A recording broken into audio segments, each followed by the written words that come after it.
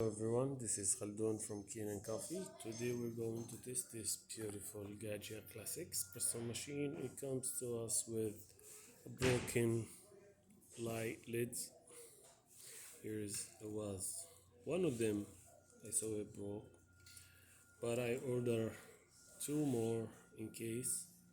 I just like when I keep them. Then when I open it, I found the second one here also was broken, so I replaced them.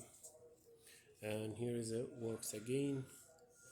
And so this is to indicate you that it's ready for steaming. So it's really necessary on this one.